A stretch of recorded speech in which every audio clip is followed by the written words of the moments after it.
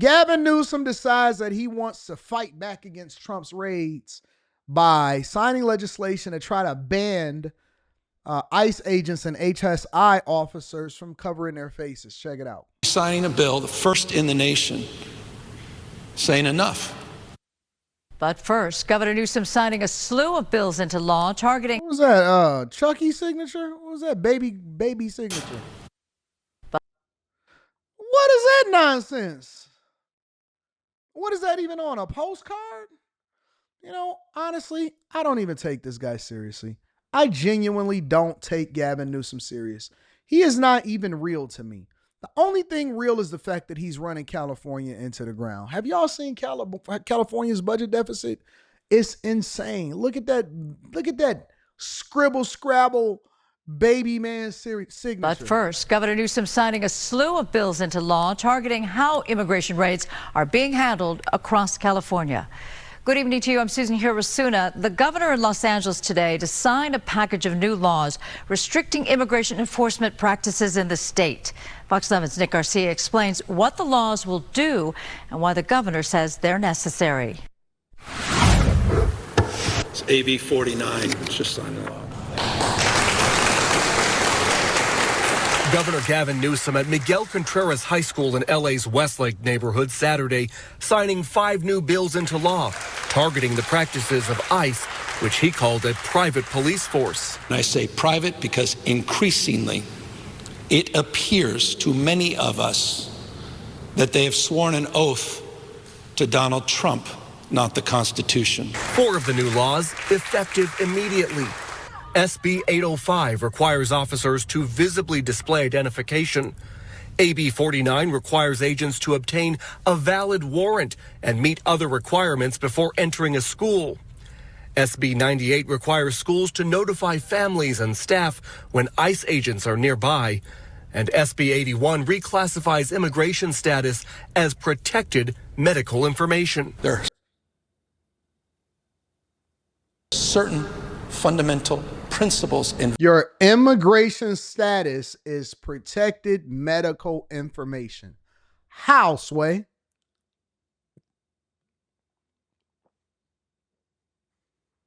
How?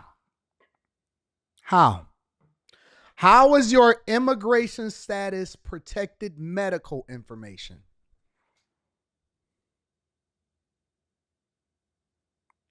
They care so much about people that are doing stuff illegally inside of this country. It's incredible. They care so much about. Cool. So you don't want us to go inside of the school without a warrant. That's cool. We just going to wait for you to walk outside the school. We got the school surrounded. Soon as you come, you got to come outside at some point. You got to come out of the school at some point. The janitor going to lock the doors and we just going to wait for you and it's just going to be right there. Okay, I got you, big dog. So if they run inside the school, I can't chase them down in school. Yeah, okay, we'll see about that. We'll see about that. This guy's crazy, bro. values that are at stake.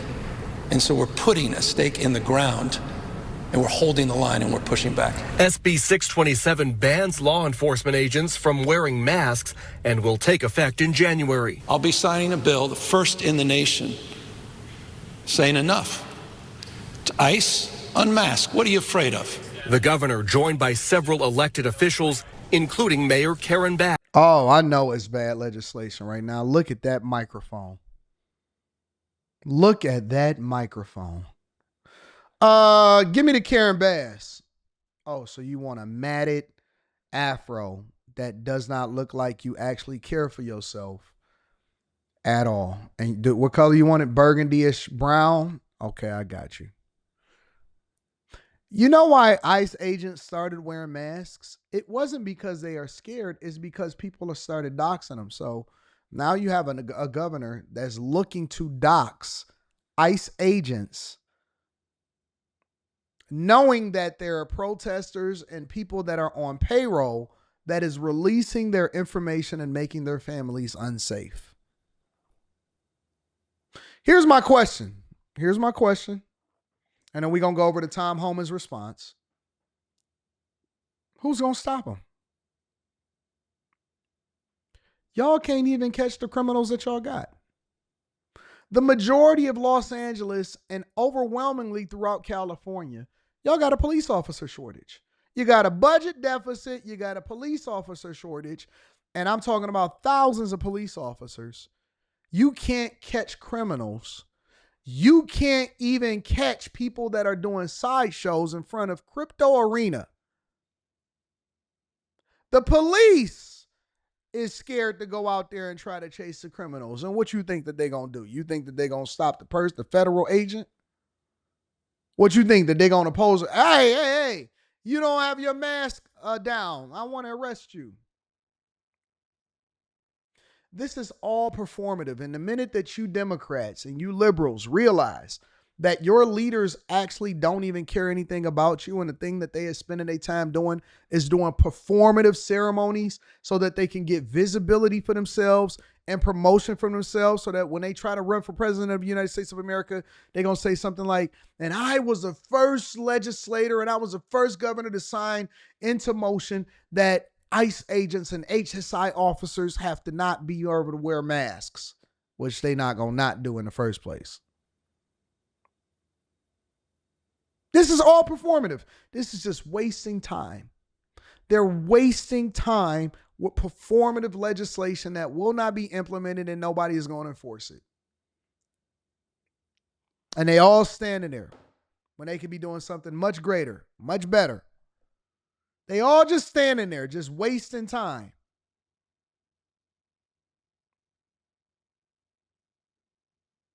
Here to discuss as White House borders are Tom Homan. All right, Tom, what's your message to not having masks, Gavin Newsom, tonight? Well, good luck with that. You know, federal law always trumps.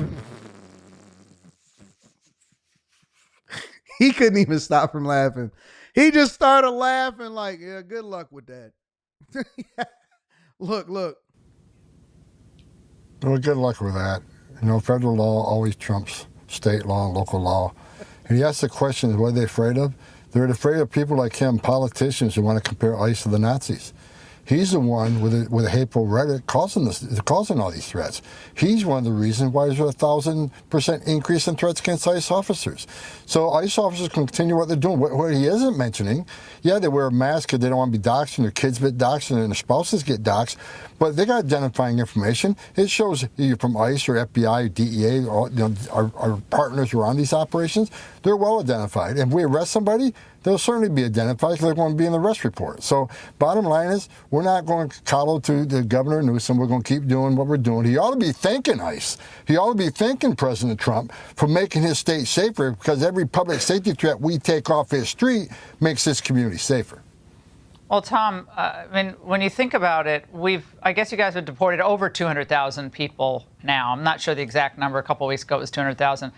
We have 30 million or so illegals in the United States. Question for a lot of MAGA folks out there is crazy. How do you possibly speed up this deportation? I know you're trying to hire a lot more people, but given the protests, given all the lawsuits, 200,000 people, it's not nothing. It's a lot, but it's still a drop in the bucket compared to how many people are here. No, we'll have over 400,000 deportations, and you know, between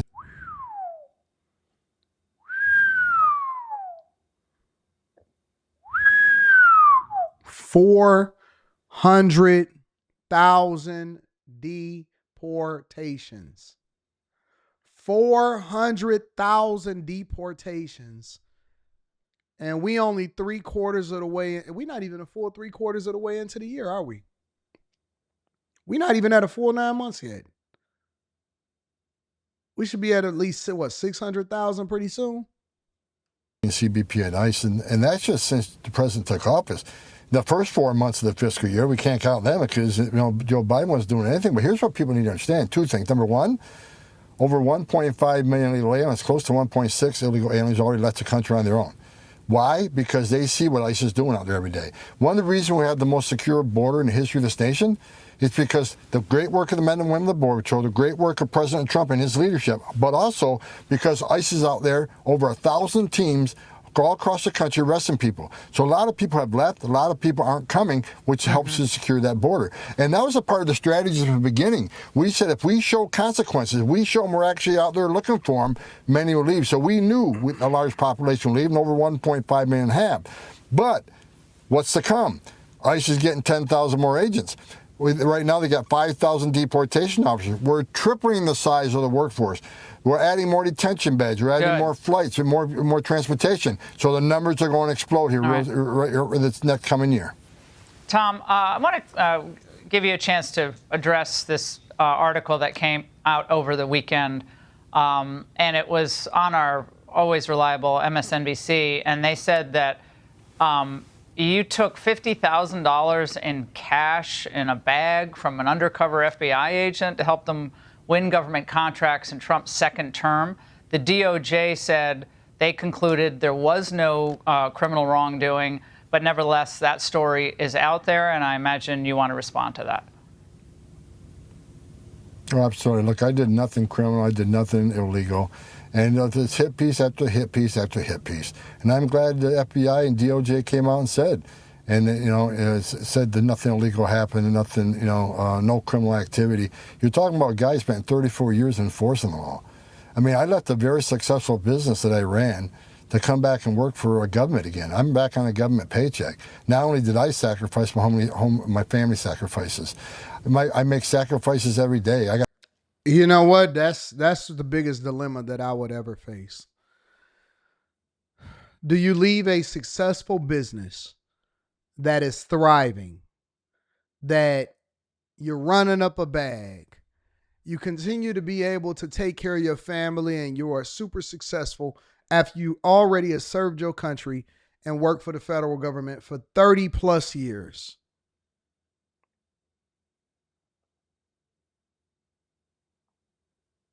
And actually come back to serve your country, because you got to give all of that up.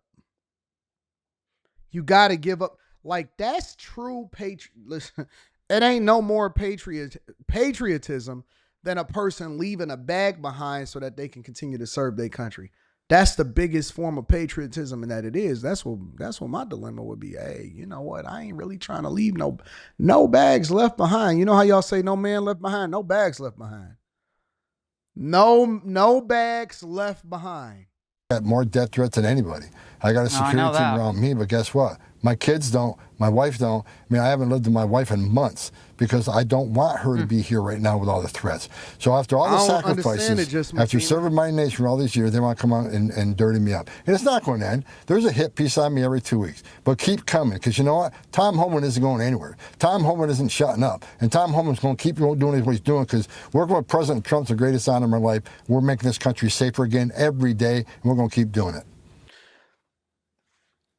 So when y'all feel some type of way because somebody did a reaction video to you and now you want to cry, just know that Tom Homan, he's telling you right off the bat, listen, people do hit pieces on me every 2 weeks.